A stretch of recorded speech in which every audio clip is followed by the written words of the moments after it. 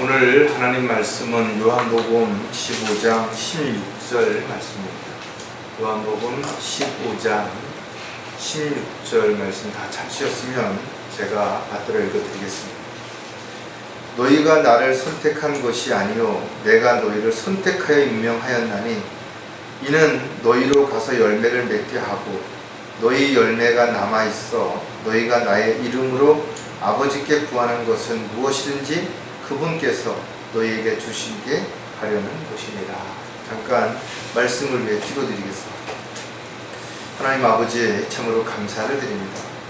오늘도 저희들에게 발걸음 인도해 주셔서 아버지 앞에 영과 진리로 경배 드릴 수 있는 특권을 허락해 주시고 또 저희들이 필요한 영의 양식을 공급받을 수 있도록 부족한 종의 입술을 통해서 말씀을 선포하게 해주심을 감사를 드립니다.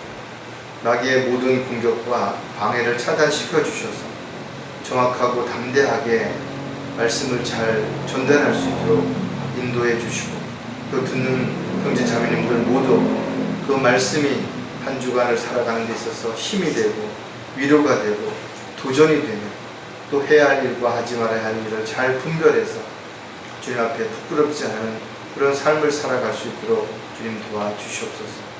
항상 저희들 각자에게 주어진 현실에 최선을 다하고 감사하는 마음을 가지고 살아갈 수 있도록 주님 또한 역사해 주시옵소서.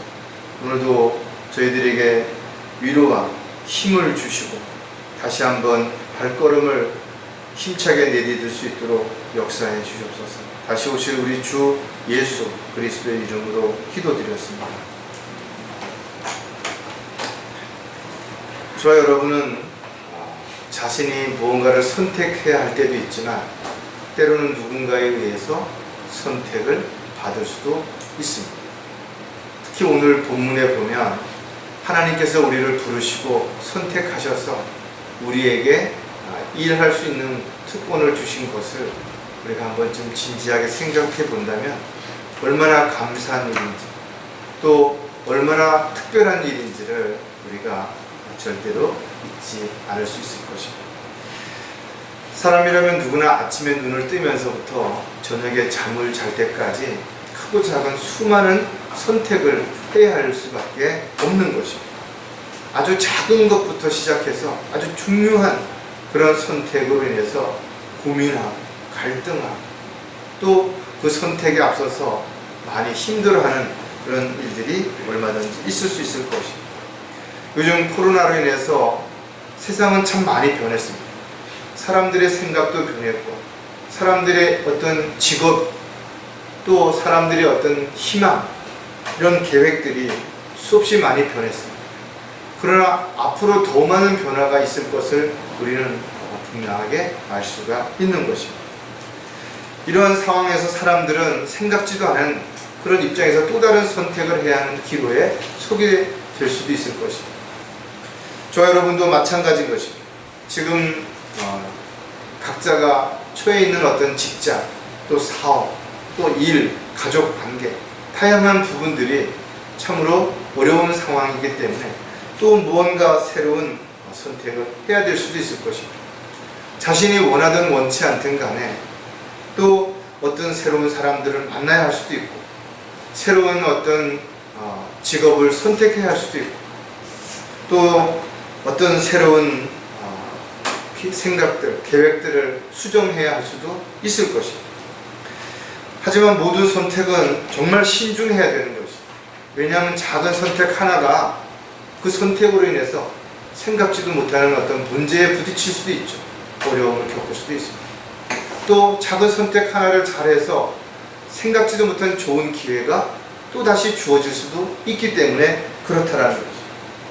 저와 여러분은 그리스도인으로서 기도하는 사람이니까 물론 모든 일에 앞서서 우리가 기도해야 되겠죠. 그러니까 나는 기도했으니까 이제는 주님께서 다 알아서 해주시겠지. 그렇게 막연한 생각만 가지고 있어서는 안 될 것입니다.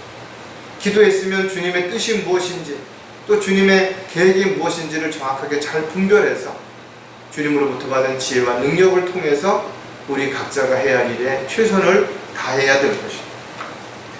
기도했다면 하나님께서 분명 우리의 기도를 들어주셨을 것입니다. 그러나 그 기도가 내가 원하는 대로 응답이 안 될 수도 있다는 사실을 우리가 분명히 알고 있다면 자신이 하는 기도가 정말 하나님 뜻에 합당한 것인지, 또 기도했으면 내가 지금 잘 믿고 기다리고 있는 확신 가운데 살고 있는 것인지를 또한 점검해 볼 필요가 반드시 있을 것입니다. 저와 여러분은 모든 것들을 판단하고 또 결정함에 있어서 하나님의 말씀이 근거가 되고 최종 권위가 되기 때문에 우리의 선택 또한 나의 어떤 개인적인 감정이나 느낌이 아니라 정말 주님 안에서, 말씀 안에서, 하나님의 약속 안에서 되어지는 선택인 것인가, 이런 것들을 다시 한번 점검하고, 또 여러분들이 앞으로 선택을 하게 된다면 좀 더 신중하게 하나님의 말씀에 따라서 기도하면서 선택하는 저와 여러분이 되셨으면 좋겠습니다. 오늘 설교 제목은 새로운 선택을 해야 할 때라는 제목을 가지고 한번 생각을 해보려고 합니다. 우리는 흔히 모든 것은 다 때가 있다 이렇게 말하죠. 가장 지혜로웠던 솔로몬이 우리에게 가르쳐준 것도 모든 것은 분명 때가 있다라는 거죠. 빨리 간다고 해서 그것이 꼭 성공한다라는 것이 아니라는 것입니다. 또 너무 늦게 간다고 해서 좋은 기회가 주어지는 것도 분명 아니라는 것입니다. 따라서 저와 여러분은 모든 일에 있어서 주님의 인도하신 가운데, 주님의 돌보신 가운데 그렇게 그 보폭에 맞춰서 한 발 한 발 앞으로 나가야 될 것입니다. 많은 사람들이 정확한 때를 알지 못하기 때문에 결국은 갈등하고 망설이고 방황할 수밖에 없다는 것입니다. 저와 여러분도 어떤 일을 하든 어떤 계획을 세우든 분명한 것은 그 때가 언제인지를 진지하게 주님 앞에 무릎을 꿇어보고 주님이 원하시고 또 주님이 필요하신 때에 인도하심에 따라 순종하는 그런 저와 여러분이 반드시 되어야 되는 것입니다. 물론 새로운 일을 시작함에 앞서서 여러 가지 호기심도 생기고 기대도 할 수 있겠죠. 그러나 그 반대로 불안함, 두려움, 또 잘 안 되면 어떡하지 하는 걱정, 근심도 분명히 있을 것입니다.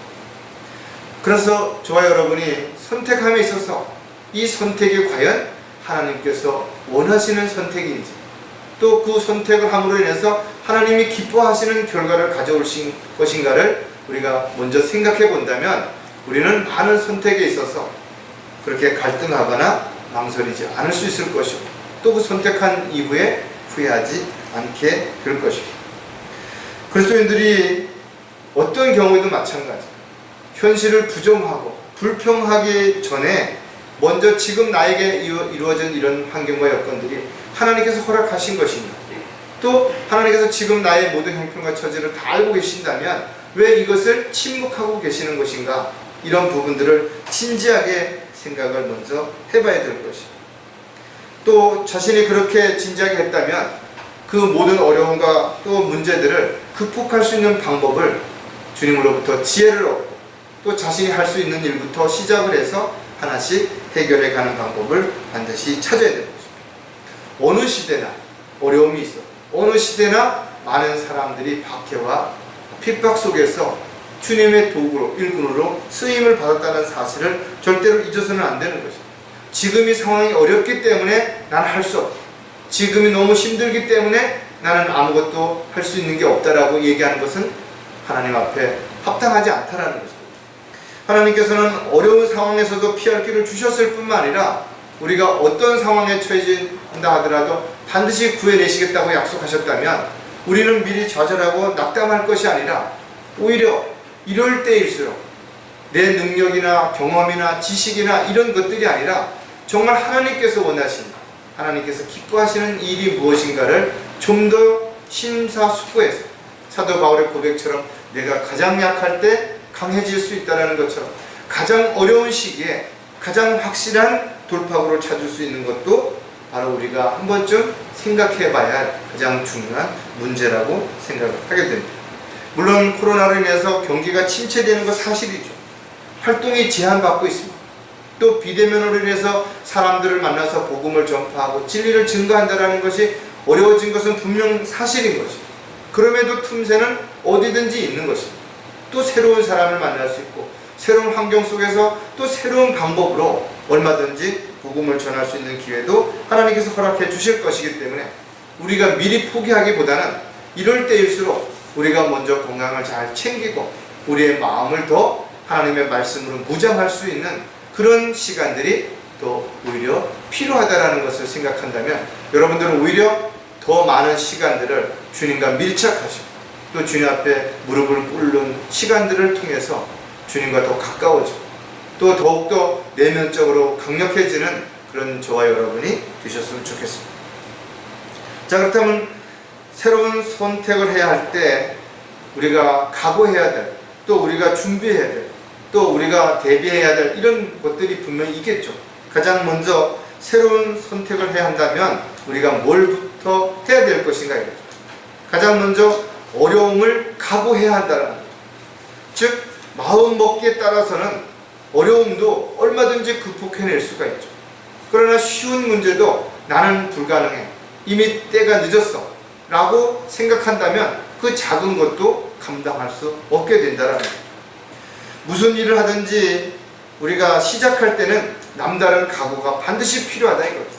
나는 반드시 일을 할 수 있다, 또 해내야 된다, 이런 각오가 있어야만 그 일을 진취적으로 해갈 수 있는 것이죠. 막연하게 무엇인가 잘 되겠지 하고 기대한다든지 이러다 보면 좋은 어떤 결과가 있겠지 하는 요행을 바란다든지, 그런 사람들은 작은 어떤 문제만 생긴다 하더라도 또 조그만 어려움이 생긴다 하더라도 쉽게 역시 난 안 돼, 역시 이것은 내가 잘못 선택한 거야, 이렇게 포기하거나 낙심하게 된다는 것이죠. 세상에 성공한 사람들은 몇 가지 공통점을 가지고 있는데 그들이 가지고 있는 공통점 중에 하나는 바로 부지런했다라는 것이죠. 즉 다시 말해서 뭘 할까 그 고민만 하면서 시간을 보내지 않았다라는 거죠. 뭔가 할 게 없으면 뭔가 집에서 청소라도 하든지 뭐라도 하면서 내가 무언가 새로운 일을 준비해야 된다는 생각을 가지고 부지런하게 뭔가를 찾았다라는 것이죠. 또 다른 사람들보다 더 많은 고난과 역경이 있었음에도 불구하고 그것을 이겨내고 견뎌냈다라는 사실. 즉 아무런 어려움도 없이 아무런 문제도 없이 편안하게 승승장구만 하는 것이 아니라는 것이죠. 오히려 남들보다 더 많은 고난과 어려움 속에서 더 많은 것들을 발견해내고 또 그만큼 더 강해지고 성장했기 때문에 더 큰 일들을 할 수 있는 그릇으로 빚어질 수 있었다라는 것이다. 또 한 가지는 그들이 포기하지 않았다라는 것이다. 즉 실패라고 하는 것은 내가 포기하는 순간에 이루어지는 것이다. 그러나 내가 포기하지 않는다면 실패는 단순하게 하나의 과정 속에서 문제가 되고 어려움이 되는 하나의 걸림돌이었을 뿐이지 더 이상 그것으로 인해서 어려움을 겪거나 또는 포기하거나 그러지는 않게 된다는 것이다. 실패는 많은 좌절과 어려움을 주는 것이 사실이다. 그러나 실패를 딛고 일어섰을 때 오히려 더 많은 것을 얻게 되고 더 많은 힘이 생겨지기 때문에 꼭 실패가 나쁜 것만은 아니라는 것이죠. 그리스도인들이 이 죄악된 세상을 살아가는 동안 주님께서 원하시고 또 기뻐하시고 맡겨주신 일들을 감당하기 위해서는 분명 고난이 뒤따르게 된다는 것은 누구나 다 알고 있죠. 그래서 고난을 견뎌내라는 것이죠. 고난에 동참하는 자가 주님의 영광에 참여할 수 있다는 것이죠. 우리가 가는 길에는 마귀가 절대로 구경만 하지 않는다는 것입니다. 그래서 세상 사람들보다 훨씬 더 많은 어려운 문제가 우리에게 부딪힐 수 있기 때문에 우리가 이 길을 갈 때는 남다른 각오가 필요한 것이죠. 그래서 허리띠를 졸라매야 되는 것이죠. 신발끈을 묶어야 되는 것이죠. 그리고 주님만을 바라보면서 힘차게 달려나갈 수 있는 용기가 반드시 필요하다는 거죠. 자, 그렇다면 어려움을 각오해야 하는 여러 가지 이유들이 있지만 또 몇 가지를 생각해 보면 더 소중한 것을 얻기 위해서라는 거죠. 적당히 나는 여기가 좋사오니 이 정도면 됐다고 이렇게 자화자찬하거나 안일하게 안주하려고 하는 사람들은 발전이 없죠. 오히려 멈추는 순간이 위험한 것이고 후퇴할 수 있는 바로 계기가 될 수 있다는 거죠. 따라서 적당히 타협하고 안주하려고 하는 사람들은 결코 하나님의 도구로 쓰임받을 수 없게 되는 것이죠. 왜냐하면 끊임없이 마귀의 공격이 새로운 변화를 일으킬 수밖에 없고 새로운 어떤 환경에 대처할 수밖에 없는 것이 그리스도인들이 가야 하는 길이기 때문에 그렇다라는 거죠. 따라서 그리스도인들은 남들이 하지 않는 일이라 할지라도, 가지 않는 길이라 할지라도 그것이 주님께서 원하시는 것이라면 우리는 반드시 그 길을 가야 하는 것이고 그 일을 해야 하는 것입니다.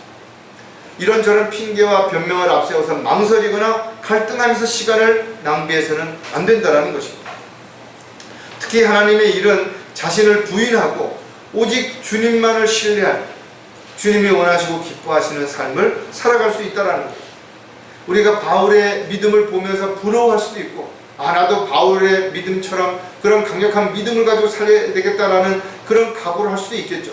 그러나 사도 바울의 어떤 삶은 충동적인 삶이 아니었다는 것이, 그런 훨씬 더 많은 지식들이 있었음에도 불구하고 오히려 주님을 따르는 그 고난의 길을 가기 위해서 자신의 지식을 배설물과 같이 버릴 수 있었던 것이, 바울이 복음의 중요성을 알았을 때 자신이 하는 일이 얼마나 가치 있고 소중한 일인지를 알았기 때문에 그는 온 생애를 오직 주님의 영광만, 주님의 기뻐하시는 일만을 위해서 그렇게 살았던 것입니다. 로마서 8장 18절에 보면 이는 현재의 고난들이 우리에게 나타나게 될 영광에 감히 비교하지 못한다고 내가 여기기 때문이다. 저와 여러분도 이 사실을 알고 있는 것이다.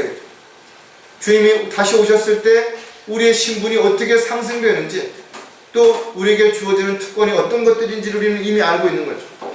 모세가 모든 죄의 낙수를 잠시 누리는 것보다 오히려 자신의 동족들과 함께 고난받는 것을 선택했던 것처럼, 베드로가 그리스도인으로서 고난을 당하면 오히려 부끄러워하지 말고 그 일로 인하여 하나님께 영광을 돌리라고 권면하셨던 그 말씀처럼 이미 우리도 그런 사실을 다 알고 있는 것이다. 따라서 무슨 일이든지 처음 시작할 때 두려움, 어려움 이런 것이 있다는 것을 생각한다면 우리는 각오해야 되는 것이, 또 이런 각오를 하고 간증된 열매를 맺기까지 외부의 적뿐만 아니라 내적인 자신과의 싸움에서도 반드시 승리해야 되는 것입니다. 우리가 분명 더 가치 있고 좋은 것을 알았다면 그것을 얻기 위해서는 우리는 어려움을 각오하는 그런 그리스도인이 반드시 되어야 될 것입니다. 어려움을 각오해야 되는 또 다른 이유는 선택받는 일꾼이 되기 위해서라는 것입니다. 많은 사람들이 구원을 받았습니다. 그러나 그들이 왜 세상으로 다시 돌아간 것인가 이거죠. 그들은 세상으로 돌아가는 가장 큰 이유 중에 하나는 바로 하나님의 뜻대로, 하나님의 말씀대로 살기 싫은 것입니다.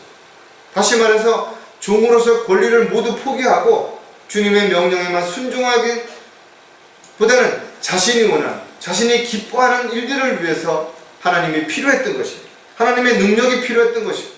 뭔가 위로의 말씀이 필요했던 것입니다. 그러나 그들에게 힘들고 어려운 상황이 닥쳤을 때 그들은 선택해서 오히려 세상을 선택하게 됐다는 것을 우리는 알 수가 있죠. 구약 성경을 통해서 우리는 에스더의 각오를 한번 생각해 보자겠죠. 에스더 4장 16절에 보면 가서 수산에 있는 유대인들을 다 모으소서. 그리고 여러분은 나를 위하여 금식하되 3일 밤낮을 먹지도 말고 마시지도 마소서. 나와 나의 여종들도 마찬가지로 금식하리다. 그리고 나서 내가 법을 어기고 왕에게 들어가리니 내가 죽으면 죽으리라 하다. 그는 왕의 법을 어기면 죽는다는 사실을 알았다 이거죠. 그러나 그것을 어기고 왕 앞에 나가서 당당하게 외치겠다라는 거죠. 죽으면 죽으리라, 이런 각오가 우리의 생활 속에서 되어 있는 것인가 이거죠. 하지만 많은 사람들은 입으로만 나는 매일 죽노라고 말한다 이거죠. 모든 욕심을 버렸다라고 말한다 이거죠. 그러나 자신에게 뭔가 이권이 결부되거나 자신에게 어떤 삶의 어려움이 가중된다면 즉시 나는 이 정도면 됐다 이거죠. 어려움을 각오하기보다는 더 편하고 쉬운 길을 선택한다는 거죠. 사람들 앞에 나가서는 한마디도 입을 뗄 수도 없으면서 방구석에 들어앉아서는 뭐라고 비판하고 만만한 사람을 붙잡고는 뭐라고 이야기하는 그런 어리석은 자가 되어서는 절대로 안 된다는 거예요. 사도행전 20장 23절에 보면 다만 성령께서 각 성읍에서 증거하여 말씀하시기를 결박과 고난이 나를 기다리고 있다고 하십니다. 분명하게 사도 바울은 알았던 것이, 그럼에도 불구하고 그는 죽음을 두려워하지 않았던 것이, 오히려 차라리 주님을 위해서 죽는 것도 유익하다라고 생각을 했던 것이다.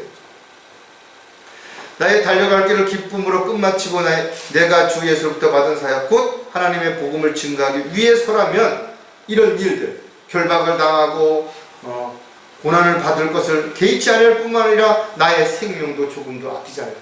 어차피 십자가에서 한번 죽었다는 거죠. 몸으로 사는 삶이라면 무엇이 더 두려워할 수 있겠는 것인가. 그는 자신의 생명은 이미 주님의 것이고 주님을 위해서 그 생명을 잃게 된다면 가장 가치 있는 일이라는 것을 알았기 때문에 그렇게 고백할 수 있었던 거죠. 욥도 자신의 모든 걸 다 잃었을 때 주시는 자도 주님이시오 빼앗아 가시는 도 주님이시라면 이 모든 것이 주님의 뜻대로 이루어지길 원한다라는 거죠. 특히 자신을 죽이실지라도 그는 주님을 신뢰하겠다라고 고백했다라는 거죠. 주님을 위해 에스더라든지 욥이라든지 바울과 같은 그런 확실하고 큰 믿음이 또 그런 큰 그릇은 우리가 못 된다 할지라도 저와 여러분이 각자 자신에게 주어진 역할에 최선을 다하고 또 그 일들을 위해서 고난을 받는 것을 지금 감당하고 있다면 지금 잘하는 것이 됩니다. 어려움을 여러분들이 각오하고 있다라는 아름다운 간증이 될 수도 있다라는 어려움을 각오해야 되는 또 다른 이유는 반드시 이겨내기 위해서라는 것이. 하나님의 일꾼들은 각자에게 주어진 일들이 다르죠. 그래서 역할이 다르기 때문에 하나님이 주신 은사도 다른 것입니다. 또 각자의 형편과 처지가 다른 것입니다. 능력도 다른 것입니다. 따라서 그리스도인들은 서로를 비교하거나 시기하거나 질투하거나 그래야 될 대상이 아니라 서로 협력하고 사랑하고 섬기고 함께 해야 되는 지체라는 사실을 절대로 잊어서는 안 되는 것이다. 하나님의 일꾼은 하나님의 일꾼다워야 되는 것이. 또 하나님의 일에 합당한 도구로 자신을 온전히 내어드릴 수 있어야 된다는 것이. 하나님의 일꾼들이 가지고 있는 것은 바로 특징 중에 하나가 열정이라는 것입니다. 주님의 일을 위해서 자신의 열정을 드러내는 것이. 새로운 것이 있다면 찾아보고 연구하고 끊임없이 하나님의 말씀 가운데서 더 단단해지고 더 성숙해져 가야 되는 것입니다. 진리의 지식을 따라서 영적으로 성장을 해야 시시각각으로 변하는 교묘한 그런 마귀의 술책에 넘어가지 않고 주님의 일을 감당해낼 수 있게 되는 거죠. 빌립보서 1장 29절에도 보면 그리스도를 위하여 그것이 너희에게 주어진 것은 그를 믿을 뿐만 아니라 그를 위하여 고난도 받게 하려는 것입니다.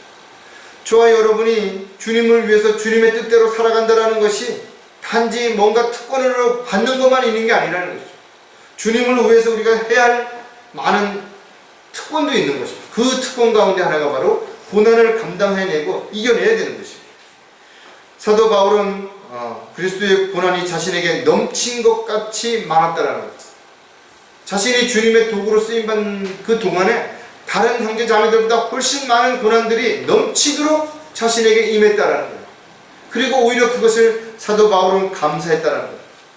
히브리서 11장에 보면 자신에게 일어났던 일들을 간략하게 기록하고 있는 부분들이 있죠. 돌로 맞고 톱으로 켜지고 시험을 당하고 칼로 살해되었으며 양의 가죽과 염소의 가죽을 쓴 채 유리하며 궁핍과 고난과 학대를 당합니다. 자신보다 믿음의 선배들이 훨씬 더 힘들고 어려운 박해와 고난을 당했다라는 이 부분을 상기하면서 여러 번 죽을 고비를 넘기고 매를 맞고 굶주리고 이런 것들은 아무것도 아니라는 것이죠. 그런 각오가 있었기 때문에 사도 바울은 주님의 도구로 일꾼으로 큰 그릇으로 귀하게 쓰임받을 수 있었던 거죠. 그가 디모데에게 권면하는 말씀도 모든 일에 정신을 차리고 고난을 견디며 전도자의 일을 하고 내 직무를 완수하라는 것이죠. 저와 여러분도 오늘 이 말씀이 우리 모두에게 동일하게 디모데에게 사도 바울이 주는 권면과 같이 우리에게도 고난을 견뎌내야 할 일들이 있다. 각자에게 주어진 역할이 있다는 거죠. 그 일을 하기 위해서 우리가 정신을 차리고 깨어 있어야 된다는 것이죠. 새로운 선택을 해야 한다면 우리가 두 번째, 다 함께 힘을 합해야 한다는 것입니다. 어려움을 우리가 각오했다 할지라도 막상 하나님의 일을 하다 보면, 하나님의 도구로 일꾼으로 쓰임받다 보면 많은 부분에서 부족한 부분들이 분명히 있죠. 그래서 우리는 다른 지체들의 도움이 필요할 때가 있습니다. 다른 지역교회의 도움이 필요할 때도 있다는 거죠. 또 서로가 힘을 합해야 될 때도 있다는 것이죠. 특히 하나님의 일을 시작하는 데 있어서 무엇보다도 가장 힘이 되는 사람들은 다른 사람들이 아니라 가족들이라는 것이죠. 가족들이 하나가 됐을 때 자신을 지지해주고 또 믿음의 어떤 동반자가 되고 또 기도의 여건이 됐을 때 가장 튼튼한 후원군이 되는 거죠. 동역자가 되는 거예요. 천군 만마를 하는 것보다 더하다.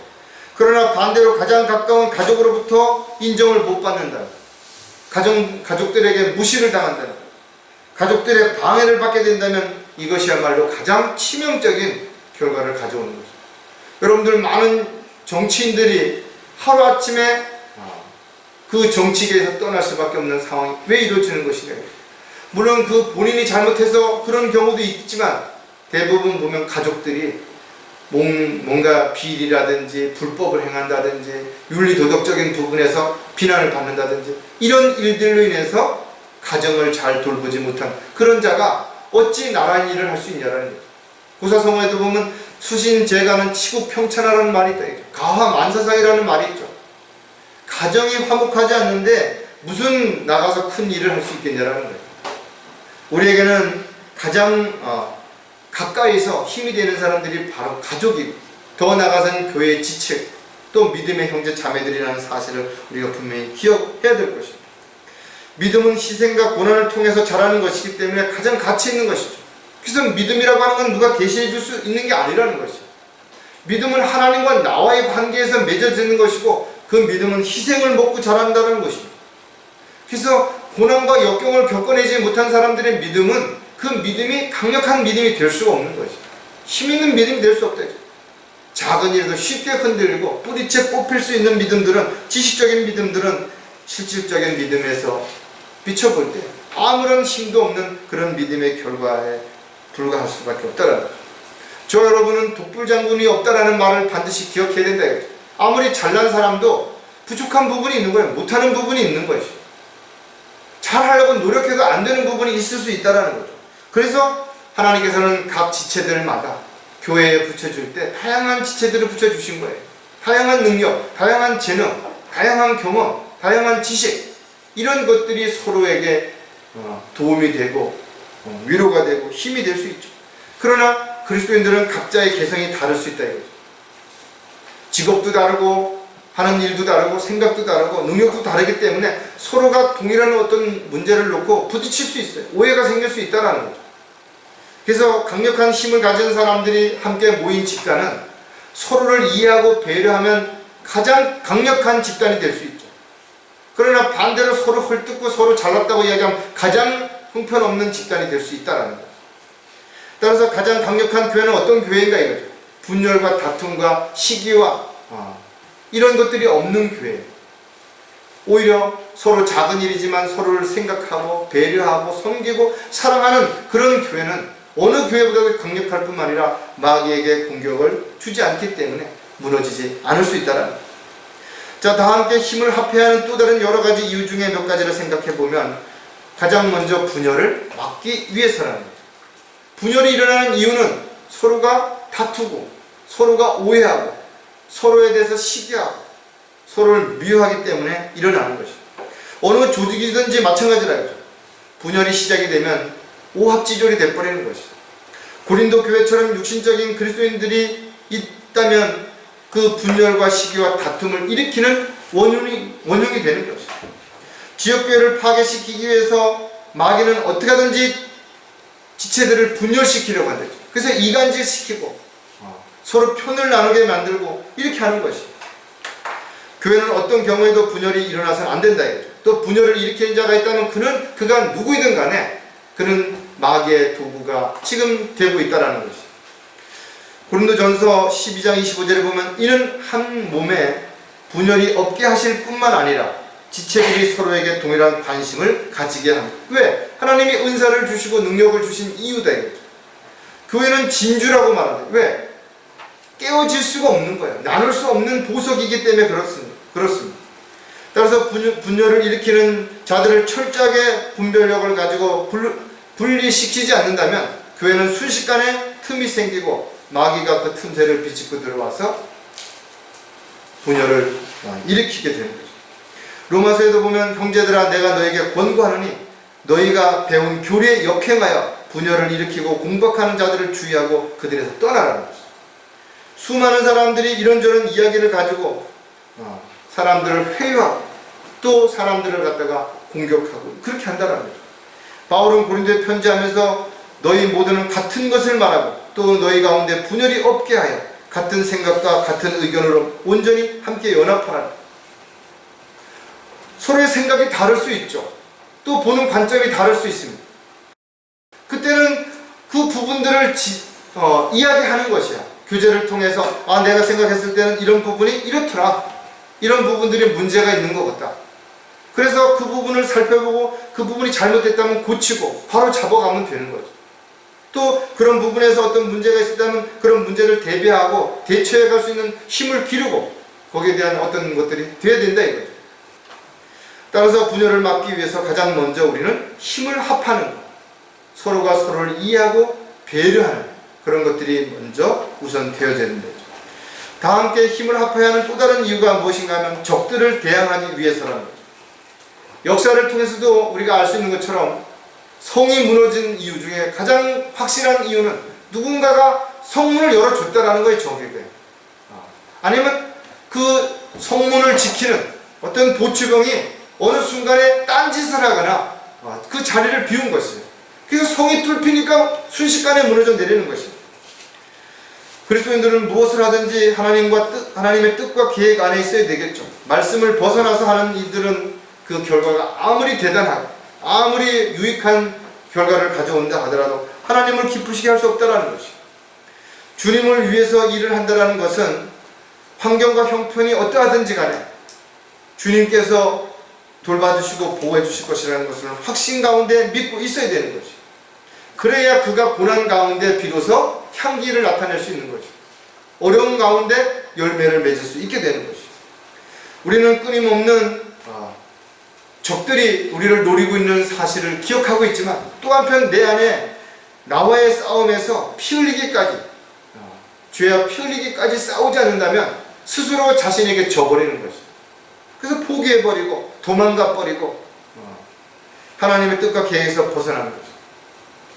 에베소서 6장 11절 12절에 보면 너희는 마귀의 술책에 대항하여 설 수 있도록 하나님의 전신 갑옷을 입으라. 언제 어디를 공격할지 모르니까 머리끝에서부터 발끝까지 전신 갑옷을 입고 무장을 해야 된다는 거예요. 이는 우리의 싸움이 혈과 육에 대항하는 것이 아니라 정사들과 권세들과 이 세상 어두움의 주관자들과 높은 곳들에 있는 영적 악에 대항하는 것이기 때문에 마귀는 하루에도 수십 번 옷을 갈아입고 우리에게 다가온다 이거죠. 그렇기 때문에 언제 봐도 새로운 모습으로 새로운 전략으로 새로운 방식으로 우리에게 다가오기 때문에 방심하면 넘어가는 것입니다. 한두 번 승리했다고 안심하면 안 된다 이거죠. 왜 정신을 차리고 깨어 있어야 된다라고 우리에게 가르쳐주고 있는 것인가요? 왜 마귀를 대적하기 위해서 하나님께 먼저 복종해야 된다라고 말씀하고 있는 것인가요? 하나님의 뜻에, 하나님의 말씀에, 하나님의 어떤 계획에 반기를 든다면 그가 무슨 일을 하더라도 하나님과는 무관한 것이 분명해진다는 거죠. 마귀가 언제 어디에서 어떻게 공격할지 알 수 없기 때문에 우리는 철저하게 경계를 하고 대책을 세워야 되죠. 그리고 내 혼자 감당할 수 없기 때문에 우리 모두 함께 서로를 염려하고 걱정하고 기도하는 가운데서 세워주고 또 보호해주고 위로해주고 함께 할 수 있는 그런 도움이 서로에게 반드시 필요하다. 그렇기 때문에 적을 대항하기 위해서 우리는 힘을 반드시 합쳐야 되고 연약한 지체들을 위해서 더 많이 기도해야 되고 또 그 연약한 지체들에게 관심을 가지고 돌보아야 됩니다. 또 다 함께 힘을 합쳐야 하는 이유는 무엇인가 하면 서로 다른 능력을 발휘하기 위해서랍니다. 기도의 능력은 상상을 초월하는 놀라운 기적과 같은 결과를 가져오는 분명하다 이거죠. 그러나 많은 사람들이 기도하지 않는 것이. 왜? 자신이 뭔가 할 수 있다고, 자신이 다른 사람들보다 더 잘할 수 있다고 생각하기 때문에 그렇다는 거죠.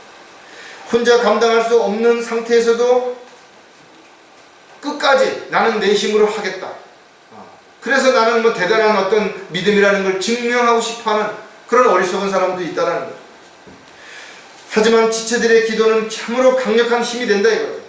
백지장도 맞들면 낫다라는 것처럼 내가 힘들고 지칠 때 옆에서 누군가가 한마디만 작은 힘만 보태도 충분히 그것을 끌고 갈 수도 있고 해결해 갈 수도 있기 때문에 그런 것이죠.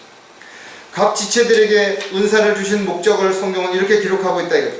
성도들을 온전케 하며 섬기는 일을 하게 하고 그리스도의 몸을 세우게 하여 우리 모두가 믿음의 하나됨과 하나님의 아들을 아는 지식의 하나됨에 도달하게 한다 이거죠. 자신에게 어떤 능력을 주셨다면 그 능력을 자신이 쓰고 싶은데 쓰고 자기 하고 싶은데 쓰는 게 아니라는 것이죠. 지체들을 위해서, 부족한 지체들, 연약한 지체들을 위해서 능력을 쓰라는 거죠. 물질도 마찬가지고 시간도 마찬가지고 건강도 마찬가지라는 거죠. 내 마음에 안 들면, 내 뜻에 안 맞으면 내 하고 싶은 대로가 아니라는 것이죠. 성경은 우리에게 각자의 다른 능력을 주신 이유가 뭔가 하면 똑같은 능력을 주셨다면 똑같은 일밖에 할 수가 없는 거예요.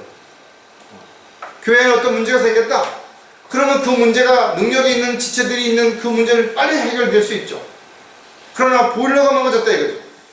근데 보일러를 고칠 수 있는 그런 사람들이 연락이 안 되는 거예요.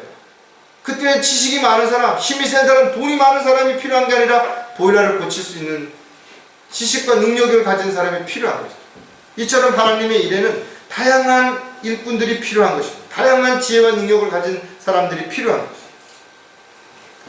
또 우리에게 은사를 주신 목적은 온전한 사람이 되어 그리스도의 충만하심에 장성한 분량까지 이르게 하는 거예요. 우리는 지금 미완성이죠. 성숙해가는 과정이고 좀 더 나은 그릇으로 빚어져가는 과정이 있는 것이죠. 누구도 완벽한 사람은 없다라는 것입니다. 에베소 3장 6절에 보면 이는 이방인들이 복음을 통하여 그리스도 안에서 공동 상속자가 되고 한 몸이 되며 그의 약속의 동참자가 된다는 것입니다. 우리가 함께 있을 때는 강력한 힘을 발휘할 수가 있지만 한 사람씩 분리되면 마치 모래알처럼 별 볼 일이 없어져 버리는 것이죠. 저와 여러분이 주 안에 있을 때 지체들과 함께 있을 때는 대단한 능력을 발휘할 수 있는 것이고 마귀의 공격을 방어할 수 있다 이거죠. 그러나 떨어져 나가면 마귀에게 마치 초식동물이 무리를 이탈한 것처럼 육식동물의 먹잇감이 될 수밖에 없는 것이죠. 순식간에 모든 것을 다 잃게 된다 이거죠. 저와 여러분은 주 안에서 한 몸인 것이죠. 그렇다면 한 지체가 병들면, 한 지체가 문제가 생기면, 한 지체가 어려워지면 우리 모두 함께 기도하고 그 일을 각자가 조금씩 나누어서 대처함으로 인해서 더 이상 어려움이 없도록 해야 된다. 한 지체가 기뻐하고 좋은 일이 생기면 함께 기뻐하고 그것이 서로에게 위로와 힘이 될 수 있는 아름다운 간증이 반드시 될 수도 있다 이거죠. 주님으로부터 온몸이 각 부분의 분량 안에서 효과적인 역사를 따라 각 마디를 통하여 공급을 받아 알맞게 결합되어 체격이 형성되어 몸을 성장시키며 사랑 안에서 몸 자체를 세워나갈 때 여러분들이 아무리 골프를 잘 치는 사람이라 하더라도 그 사람이 보기에는 손으로 골프를 치니까 손만 대단한 것 같죠. 그렇지 않다 이거죠. 한쪽 눈을 신명하게 되면 공을 볼 수 없다 이거죠. 허리를 다치게 되면 허리가 돌아가지 않으면 공을 멀리 보낼 수 없다 이거죠. 발가락에 어떤 상처만 나도 그가 제대로 걸을 수도 없고 발을 지탱할 수 없기 때문에 할 수 없다 이거죠. 이처럼 교회 안의 모든 지체들은 서로 연결되어서 영양분이 골고루 이루어져 가야 되는 거죠. 나만 뚝 떨어져서 어떤 것들이 해결될 수 있고 스스로 뭔가를 자급자족할 수 있는 부분이 아니라는 거죠. 왜? 우리는 한 몸의 지체이기 때문에 그렇죠. 따라서 서로가 서로에게 힘들고 어려운 부분들이 있다면 서로 도와주고 서로 챙겨주고 서로의 부족한 부분들을 함께함으로 인해서 같이 달려가는 그런 저와 여러분이 되어야 될 것입니다. 마지막으로 새로운 선택을 해야 한다면 반드시 확신을 가져야 한다는 것이죠. 확신은 아무나 갖는 거 아니죠. 뭔가 근거가 있어야 확신을 가질 수 있는 것이.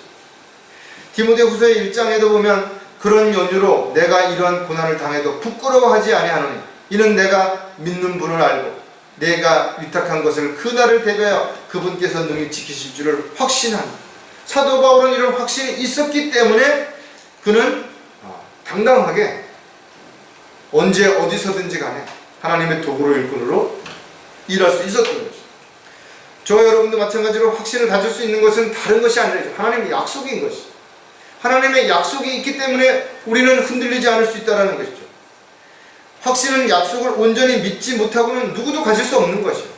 그렇기 때문에 확신이 흔들린다는 것은 그 사람이 가지고 있었던 그 확신을 가질 수 있는 근거인 하나님의 말씀이 흔들리고 있는 것이, 뿌리쳐 흔들리고 있다는 것. 지금까지 내가 믿었던, 지금까지 내가 알고 있었던 이 모든 확신이 뿌리쳐 흔들렸기 때문에 한순간에 그런 부분들에서 떨어져 나가게 됩니다. 하나님의 약속은 절대로 변하지 않죠. 문자 그대로 이루어질 것이 분명하다. 그렇다면 그 확신을 믿는 사람이 왜 변하는 것인가? 누구든지 이와 같이 확신을 가져야 새로운 일을 시작할 수 있기 때문에 지금 저와 여러분이 하는 일들이 헛되지 않다는 것을 정말 알고 있다면 우리에게 어떤 어려움, 어떤 문제가 생긴다 하더라도 우리는 서로 힘을 합쳐서 그 문제를 대처하고 이겨나가는 한 몸의 지체라는 사실을 우리가 잊지 않아야 될 것입니다. 자, 반드시 확신을 가져야 하는 또 다른 여러 가지 이유들 중에 몇 가지를 생각해 보면 포기하지 않기 위해서라는 거죠.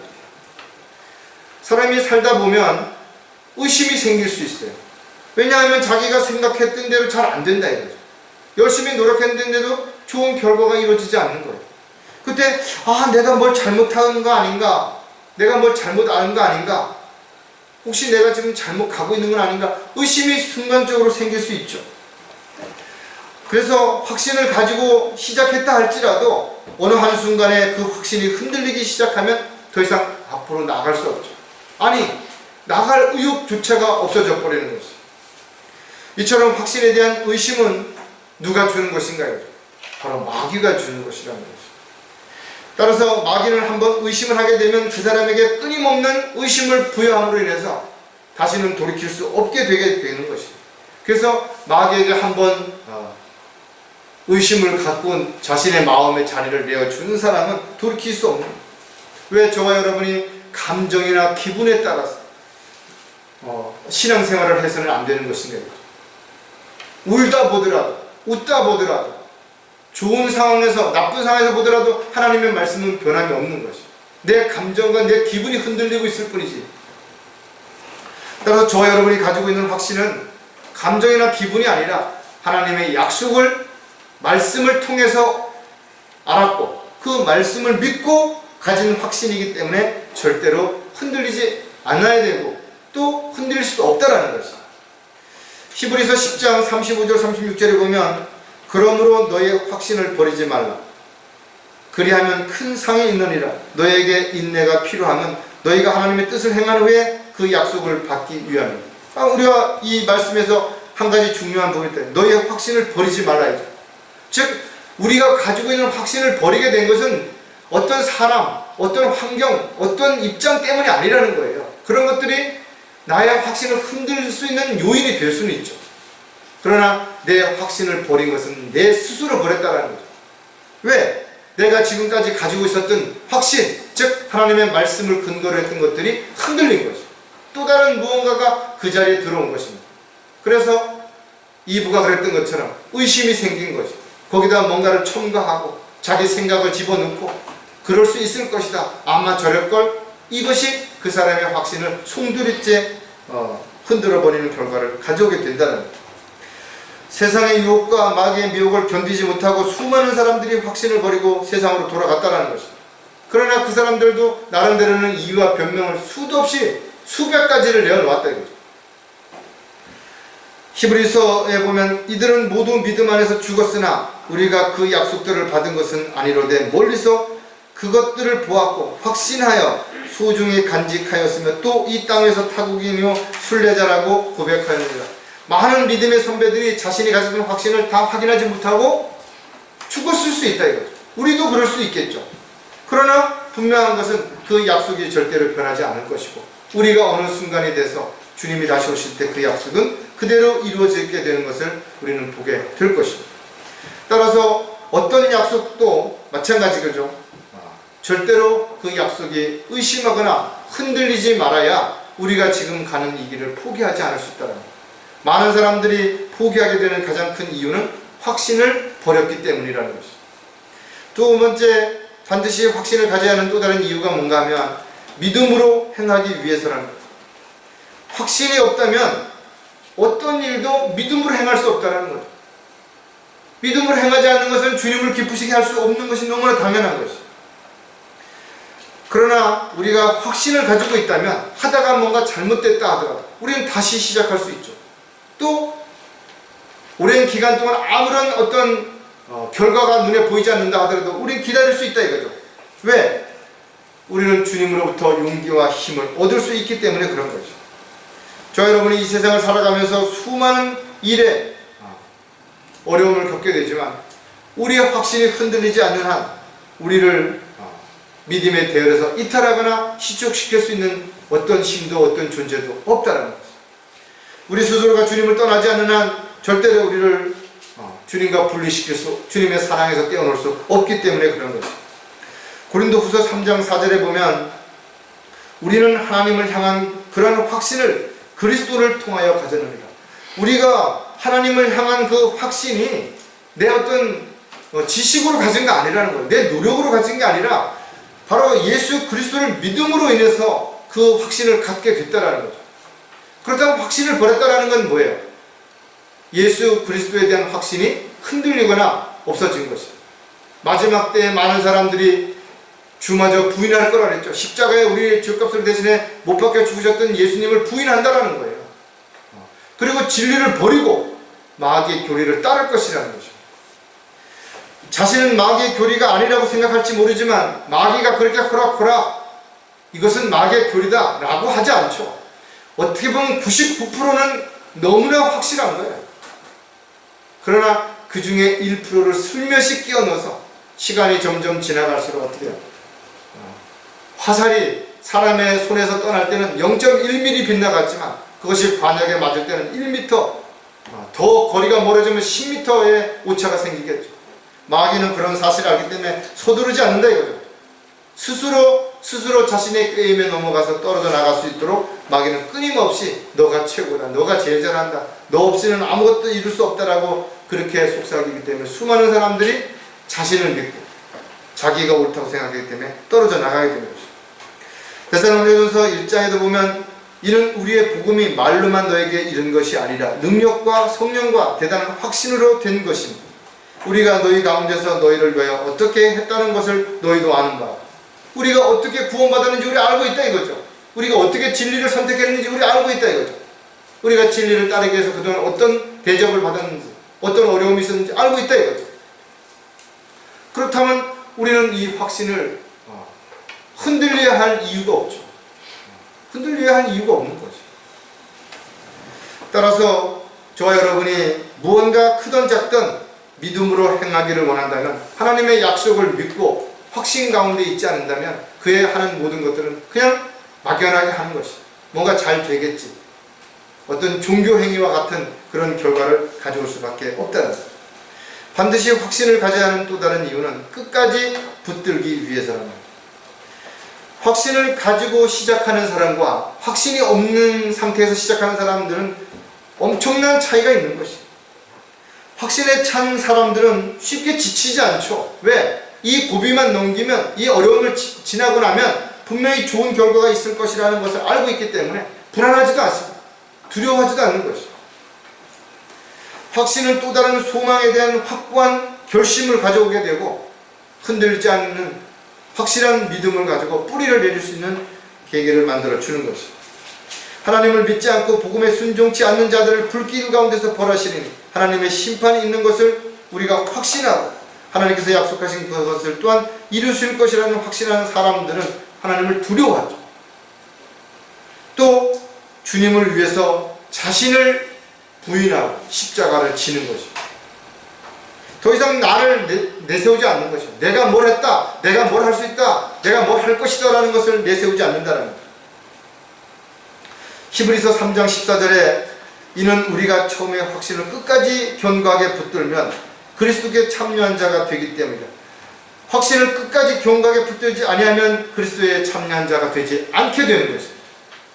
주님을 떠나게 되면, 그리스도 안에서 벗어나면 주님과는 무관한 사람이 되는 거예요. 과거에 어떻게 살았든 상관없다 이거죠. 따라서 그리스도인들이 확신해야 하는 것은 자신 안에 선한 일들을 시작하신 주님께서 반드시 그 일들을 완성하실 것이라는 믿음을 가져야 되는 거죠.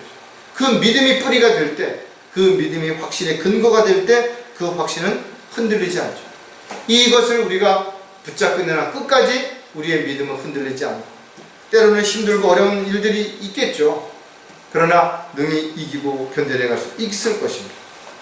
우리는 너희 각자가 끝까지 소망의 온전한 확신을 향하여 같은 부지런함을 보여주기를 바라노라. 저와 여러분이 주님 오시는 그 순간까지, 마지막 그 주님 앞에 서는 그 순간까지 이 확신이 절대로 어떤 일에도 흔들려서는 안 될 것이다. 우리는 또 오늘도 내일도 앞으로도 끊임없이 새로운 선택들을 해야 될 것입니다. 신앙생활을 하면서도 수없이 많은 문제와 어려움 앞에서 또 다른 선택을 해야 될 기회가 올 것입니다. 그러나 우리가 한 가지 확실하게 오늘 다시 한번 알 수 있는 부분은, 우리가 선택할 때 남다른 각오가 필요하다 이거죠. 그리고 여러 가지 부족한 부분이 있기 때문에 서로에게 도움이 요청되어야 되고 다 함께 그 일들을 이루어 가야 되는 것이죠. 그리고 무엇보다 처음 가졌던 십자가에서 그 사랑, 주님을 믿고 주님을 위해서 모든 것을 다 포기하고 버렸던 그 확신이 절대로 흔들려서는 안 될 것을 다시 한번 우리가 마음판에 새기는 저와 여러분이 되시기를 주의 이름으로 부탁을 드리겠습니다. 기도하겠습니다. 하나님 아버지, 다시 한번 감사를 드립니다. 저희들이 처음에 십자가에서 주님을 만날 때 가졌던 그 확신, 또 말씀을 통해서 더욱더 주님이 주신 그 수많은 약속들에 대한 확신, 이 모든 약속들을 끝까지 붙들고 흔들리지 않는 믿음을 가지고 살아갈 수 있도록 주님 함께해 주시옵소서. 오늘도 저희들 각자에게 다시 한번 확신을 확인하고 또 견고해진 그런 믿음의 형제 자매들이 될 수 있는 기회를 허락해 주심을 감사를 드립니다. 다시 오실 우리 주 예수 그리스도의 이름으로 기도드렸습니다.